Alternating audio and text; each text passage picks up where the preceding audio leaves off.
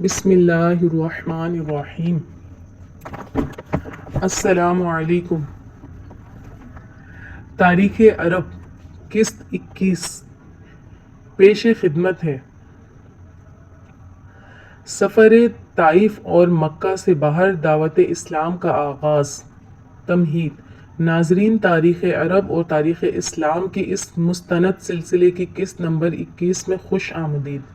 پچھلی قسط میں ہم نے دیکھا کہ کس طرح نبوت کے 10ویں سال حضور اکرم صلی اللہ علیہ وسلم کے شفیق چچا ابو طالب اور رفیق حیات حضرت خدیجہ الکبریٰ رضی اللہ تعالی عنہا اس دنیا سے رخصت ہو گئے، اور آپ صلی اللہ علیہ وسلم نے اس سال کو عام الحزن یعنی غم کا سال قرار دیا۔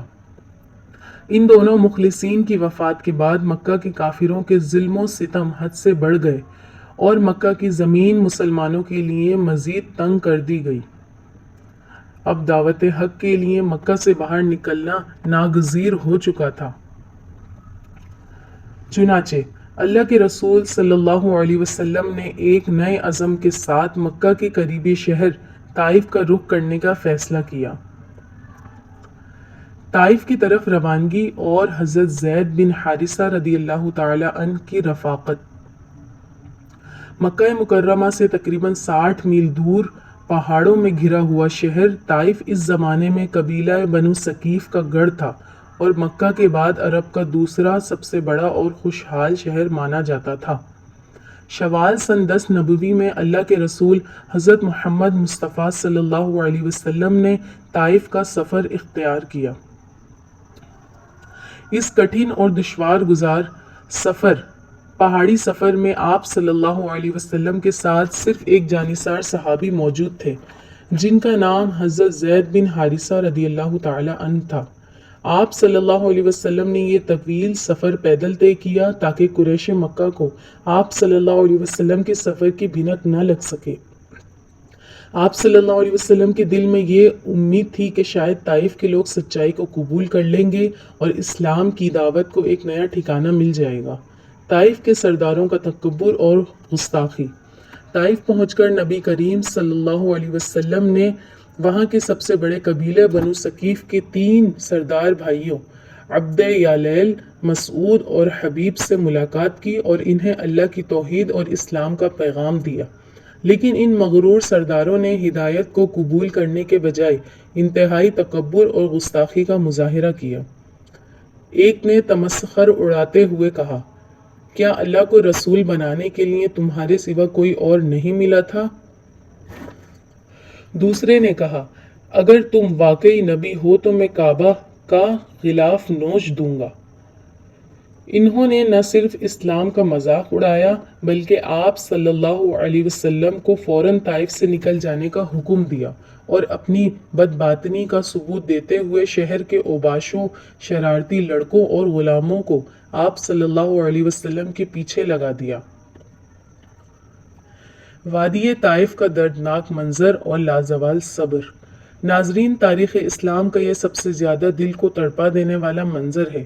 جب اللہ کے رسول صلی اللہ علیہ وسلم طائف سے واپس لوٹنے لگے تو ان ظالموں نے شہر کے اوباش لڑکوں کو راستے کے دونوں طرف کھڑا کر دیا۔ جیسے ہی آپ صلی اللہ علیہ وسلم وہاں سے گزرے، ان بدبختوں نے آپ صلی اللہ علیہ وسلم پر پتھروں کی بارش کر دی۔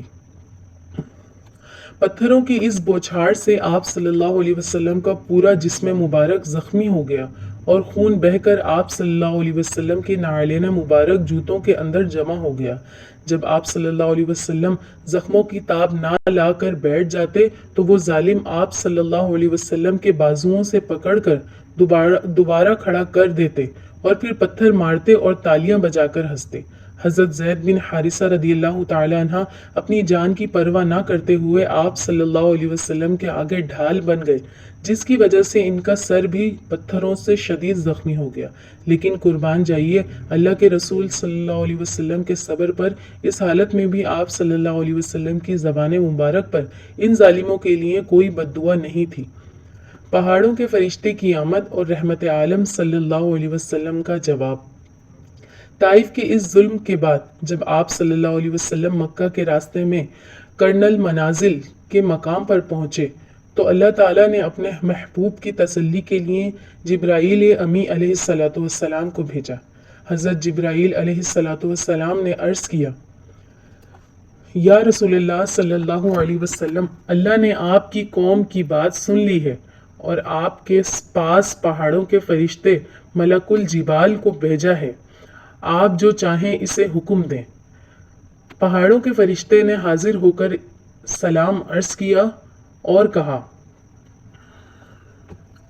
اے اللہ کے نبی صلی اللہ علیہ وسلم، اگر آپ حکم دیں تو میں طائف کے ان دونوں پہاڑوں اخشبین کو آپس میں ملا دوں تاکہ یہ پوری وادی اور اس کے ظالم لوگ اس کے درمیان پس کر تباہ ہو جائیں۔ اگر وہاں کوئی دنیاوی لیڈر ہوتا تو فوراً بدلہ لے لیتا، لیکن آپ صلی اللہ علیہ وسلم تو رحمت للعالمین بن کر آئے تھے۔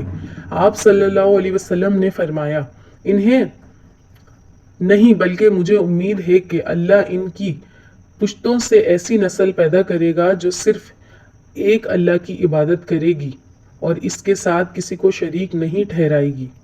اور پھر تاریخ نے دیکھا کہ آپ صلی اللہ علیہ وسلم کا یہ فرمان سچ ثابت ہوا اور بعد میں یہی طائف اسلام کا ایک عظیم گڑھ بنا۔ اختتامیہ۔ ناظرین، سفر طائف کا یہ واقعہ ہمیں سکھاتا ہے کہ حق کے راستے میں آنے والی تکالیف پر صبر کرنا ہی انبیاء کا طریقہ ہے۔ اس کٹھن سفر کے بعد اللہ تعالیٰ نے اپنے حبیب صلی اللہ علیہ وسلم کو ایک ایسی عظیم تسلی اور انعام سے نوازا جس کی مثال کائنات میں نہیں ملتی۔ اگلی قسط میں ہم ذکر کریں گے کہ تاریخ انسانی کے سب سے بڑے اور معجزاتی سفر یعنی واقعہ معراج مصطفیٰ صلی اللہ علیہ وسلم کا، جہاں زمین والے کو آسمانوں کی سیر اور رب ذوالجلال کا قرب عطا ہوا۔